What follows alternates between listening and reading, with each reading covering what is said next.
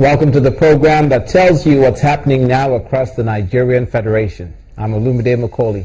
On today's edition. Hello and welcome to Baseline Labour. Governor Gaidam tasks University of Maiduguri to research for solutions to the Northeast crisis.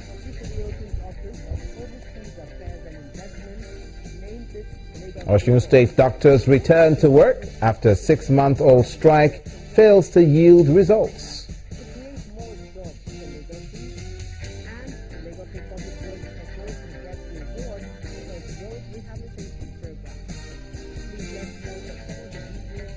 And the Cross River State government seeks solutions to electricity challenges from the South Korean government.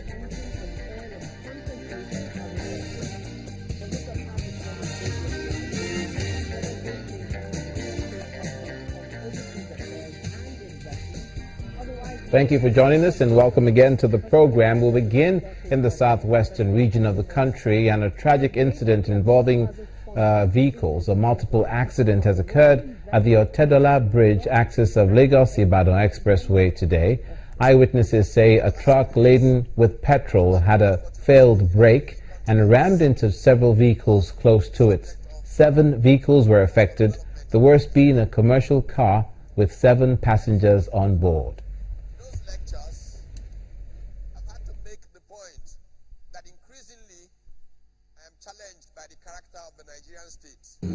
Out of the 7 vehicles that was hit by the tanker, there were several injuries. I used my vehicle because I was passing by the other side of the road. I used my vehicle to convey a pregnant woman that was seriously injured to the Lagos State Emergency Hospital. And as I'm speaking with you, I learned that he has fully recovered. There are several other people, because if you see the vehicle that stopped the trailer itself, it's a passenger vehicle loaded with passengers going to Abeokuta. I learned that they loaded at K2, and there were injuries in the vehicles as well, and some of them have been conveyed before my arrival to the hospital. An account from an official of the Lagos State Fire Service on the scene of that accident there. Now, the Chief of Army Staff, Lieutenant General Tukur Burutai, has reaffirmed the commitment of the Nigerian Army to defend the territorial integrity of Nigeria as a nation. General Burutai told a conference in Abuja that the military is working hard to overcome the challenges of insecurity. He challenged officers and men of the Nigerian Army to be loyal to the country by upholding the Constitution. Troops have continued to fight the insurgency with reinvigorated spirit and in a very professional manner. I urge our ever committed troops to continue to rededicate themselves as we strive to live up to the expectations of Nigerians. No doubt, we have numerous challenges confronting us in the course of discharging our constitutional roles. But let me assure you, my officers and soldiers, that I have tabled all issues before Mr. President and the National Assembly. I take pride to say that as I stand before you today, the callous terror group that brought wanton destruction and untold hardship to our land has been significantly decimated, with all you play vital roles. Lieutenant General Tukur Burutai, Chief of Army Staff. In a not unrelated issue, the Yobe State Governor, Ibrahim Gaidam, has asked the University of Maiduguri to conduct research into the Boko Haram insurgency by establishing academic programs that will prevent violent extremism. Governor Gaidam says that he believes there is a need to commence socio-economic and psycho-social intervention projects in response to the humanitarian crisis caused by the insurgency. The northeastern states have suffered the most devastation and destruction in the hands of the Boko Haram terrorists. Hundreds of people have been killed, property destroyed, and thousands have fled their homes for safety.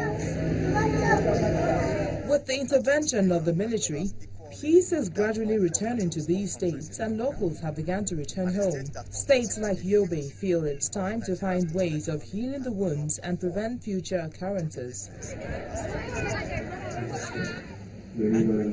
Governor Ibrahim Gaidam tells his visitors from the University of Maiduguri that the institution remains the biggest and most patronized in the Northeast, and there's need to introduce academic programs that will counter violent extremism among youths in the Northeast. I want to believe that being situated at the central point of Boko Haram insurgency, the University of Maiduguri is undoubtedly placed in a better position to conduct due research into the phenomenon of Boko Haram extremism than any other institution of learning in the country.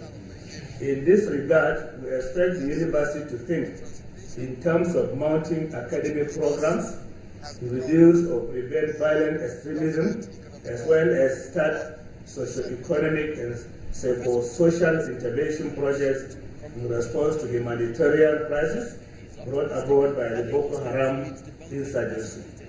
The Deputy Vice-Chancellor of the University, Professor Abdullahi Godewali, gives assurances that the institution will not relent in conducting researches, providing learning and community service that will help develop the region, especially as it prepares for its 22nd convocation ceremony. The holding of the convocation itself will serve so many purposes.